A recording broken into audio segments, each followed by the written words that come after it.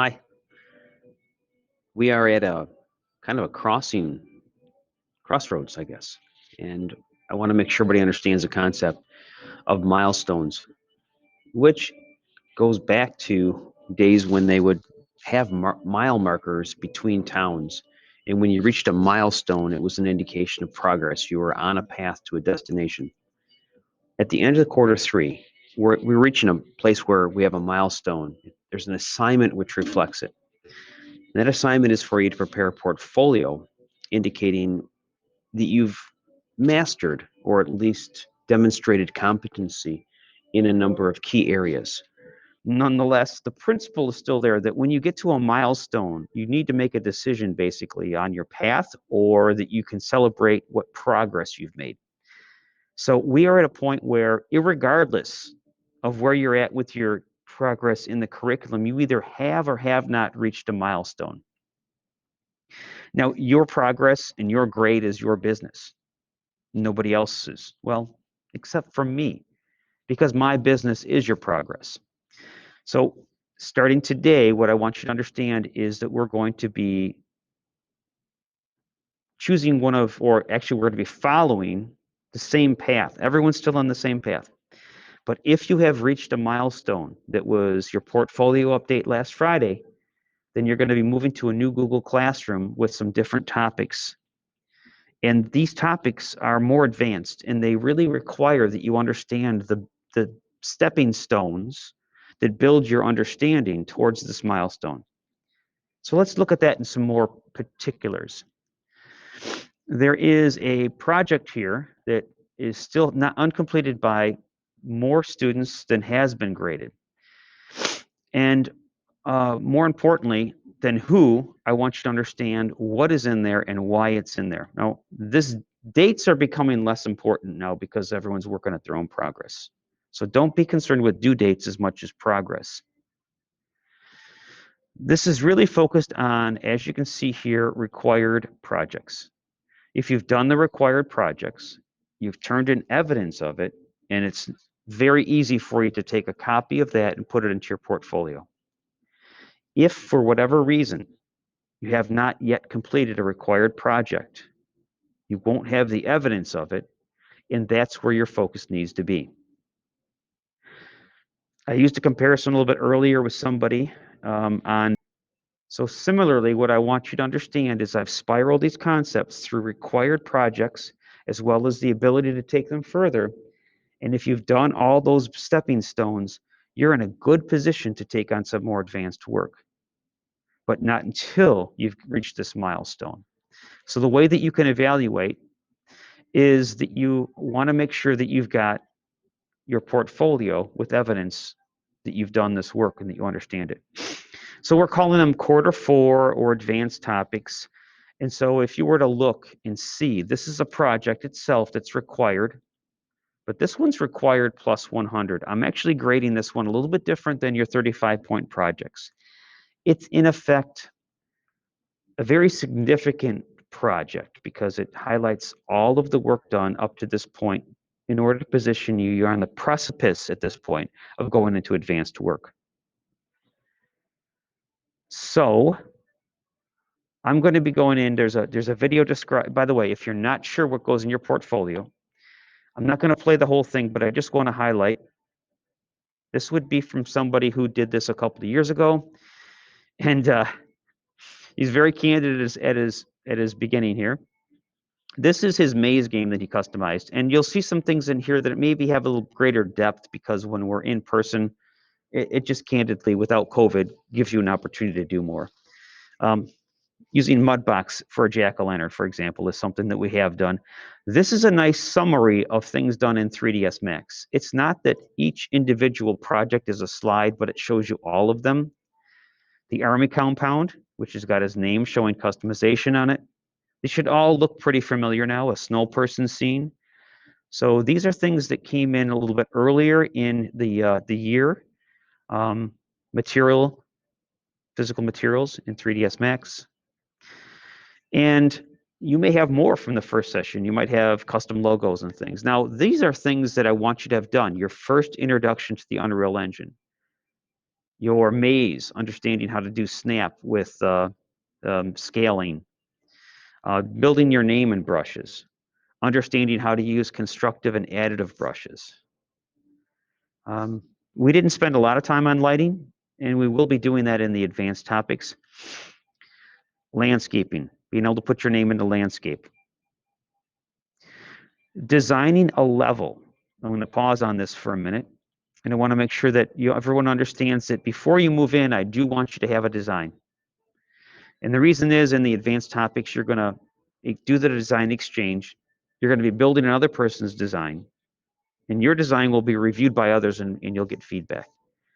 The reality of it is, I have options for people who need a design, but the reality of it is, I want your design to be available to be reviewed by others, because it's very helpful. If your design was built by another student, this would be an opportunity for you to get feedback on it.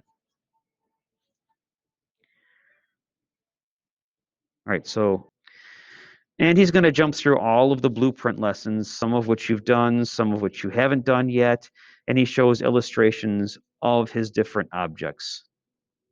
This is about where we're at. We haven't gone into, might stop the wrong one. So there you go. At lecture 5, we're also going to be continuing some blueprint lectures.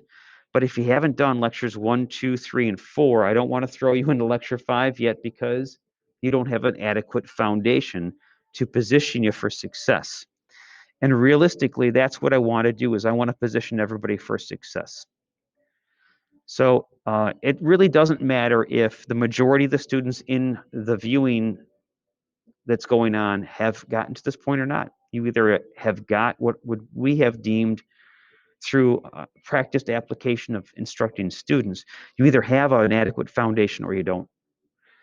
And so don't worry about whether you have or haven't yet, because it's not going to be reflected in your grade as long as you are putting forth an effort. So that if you are putting in an effort, and if you can account for the time that you've been given, that's passing. If you're not showing up, if you're not turning any work in, obviously, that's less than a passing effort.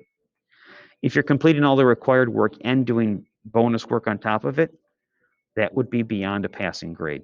So that's where your B's and A's come in. I think you'll find that my grading is done in a how do you say it, anonymous fashion, where I strive to just basically, if you get the work done, you get the credit. If you don't get the work done, I don't give grades, you earn them. And so if you get more work in, you've earned more points and your grade goes up. And that mirrors what happens in industry. And it doesn't matter to me who's done the work or who doesn't have the work. I'm just keeping score on who's got work done. That's not to say that I won't coach you to success. And so I do need to corral those who don't have themselves up to this point positioned to move into this area. And I'm also not abandoning those who are ready to move into advanced topics. So there's a responsibility to manage your own learning here and to communicate what your needs are. So if you need help, you need to communicate it. That could be private chat, public chat. It could be Outlook. It could be a phone call. It could be remind.com. It could be signing up for office hours. It could be coming in person. So, and if that doesn't work, then I've kind of reached the limits of what I know to be a valid option. And you need to work at communicating what your needs are and how they're not being met. Okay? I'll be candid. There are some students, no matter how much I do, I probably worry more about their grades than they do, but I'm not going to worry about that. My focus is, I recognize philosophically, my success is based on student success. Okay? If this is unclear, if you're not sure what to do next, again, you need to communicate. Hopefully the audio is coming through well. Hopefully you guys are getting it. I'm going to push this out to YouTube so people can actually see it, because it's an important message. I want people to understand you're working at your own pace. It's not a race. And you get the required projects done, you've opened the door to the opportunity of the advanced work. All right? So I'm going to pause this now, this video that I'm pushing out to YouTube. And on a one at a time basis, I'm going to be either telling people, or actually you can tell by looking at your assessment on this activity, it's going to stay parked on Friday. So to get to it, pay attention here, please, if you're not sure what's going on. Just above my head here, where you see the 3 lines, you can click there and get to the calendar. Now, when you get to the calendar, you're going to see now 2 different colors. The blue color is the building up to the advanced, and the black color is the advanced work. Now, I do have a note out here on Friday just to make sure everybody understands. If you haven't moved into the more advanced topics yet, everyone should understand that after Friday, there is no assignments. Now, this is a teaser, and I want people to know that when they moved into the advanced topics, that it's timing again is not as important as progress. Some people do not have spring break next week. Just because the school is closed doesn't mean that they are. So pay attention as I look forward to next week. These haven't shown up yet. I do have activities that will populate here every day of this week. They are scheduled activities. So if it's Monday the 22nd, even though tech isn't open, and you're in the advanced topic, boom, a little activity is going to open up for you and you can do it because lab will be open. And same on Tuesday, Wednesday, Thursday, and Friday. So if you're in that, I've got my basics ready, I'll keep you busy next week, whether you're in spring break or not, just by looking in here and accessing the lab. But Mr. Judge, I'm not ready to move into the advanced topics yet. That's okay. You can get into your assignments by name and you can actually figure out what's missing. I can't really bring up any particular student's backlog, but if you do not have an example of one of the required projects, that's where you start and you do them in progress. So let's stay in quarter 3 and let's look at another view here called stream right up here. This is the stream. You'll notice there's messages. That's where most people land. But if you click on the classwork tab, you're going to find things are organized by topic.